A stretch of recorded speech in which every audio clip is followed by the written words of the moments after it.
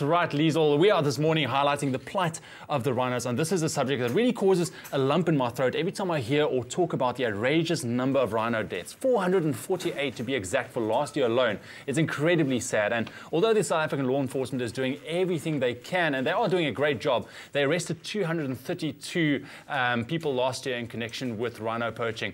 But they need all the help they can get, and this morning we have a man who took this crazy figures into account and doing what he can to raise funds for rhino conservation. Clarke, what's up, man? How are you doing? Thank you so much for joining me. I had a chat with you a little bit earlier on, and one of the things you said was every little boy wants to be a game ranger because there's nothing like being stormed by 2 elephants. Yes, it's quite an experience. I think I was shaking for about 15 minutes afterwards. Really? Ah, man. All right, so tell me about your love for the bush and animals and these majestic animals. I mean, where does it come from? You know, I've always had a soft spot for nature conservation.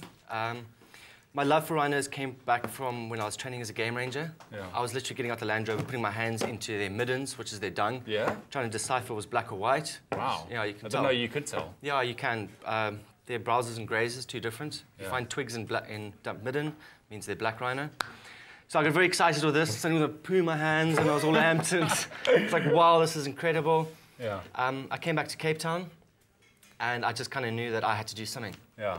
And that is where your rhino artwork started. That's very interesting. Tell me about the whole thing. Basically, I came up with this concept. I utilized some of the world's top photographers. They give me photos. Right. And I get them printed onto large A0 in different sort of formats. It's black, white, it's color, it's everything.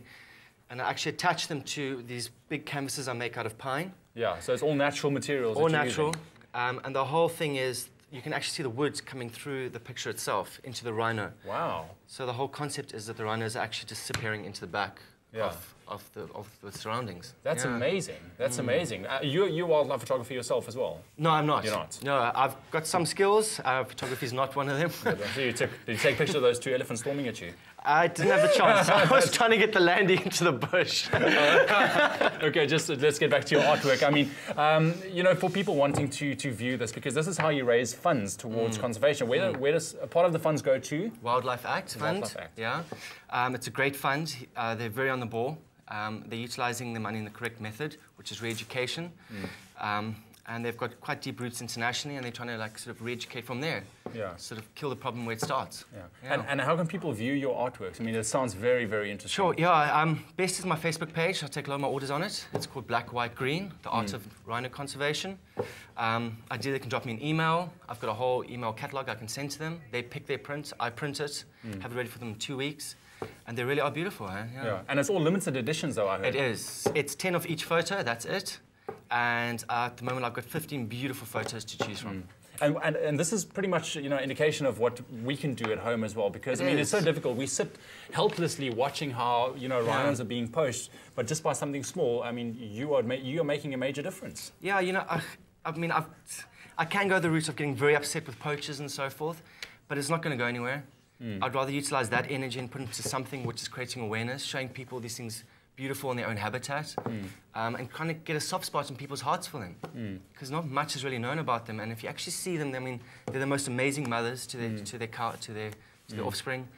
They're just incredible beings. They literally are a reminder of our prehistoric era and how these things have evolved. Exactly. I mean, I don't want to be around the day that, you know, it's declared extinct. I do not want to be around for that. We can't be part of that generation, eh? No, not at all. But I mean, you know, in terms of solutions and, you know, in trying to, you know, stop rhino poaching, I mean, there's so many methods that's been tried. Yeah, are there any possible solutions that you can see forward?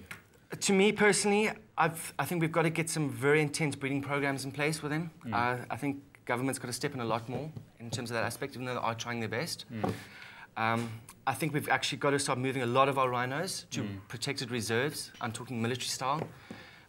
It's a big demand, but at the end of the day, we can't lose them. Exactly, we cannot. You know, the juice is worth the squeeze on this. It really is. Exactly, and it all comes down to education as well. Thank you so much, Guy. It's a pleasure. Guy Clarke, you're like the Clarke Kent of rhinos. I love it. Thanks a lot. Thanks a lot, Guy. Really appreciate it. Awesome. Go check out on our website where you can get Guy's paintings or artwork. Really, really amazing stuff, and that is also a way that you can contribute to stop rhino poaching. Go check that out. Right now, though, if you are blessed with the gift of being pregnant but not sure what is healthy, what is not, how much exercise you should do, stay tuned.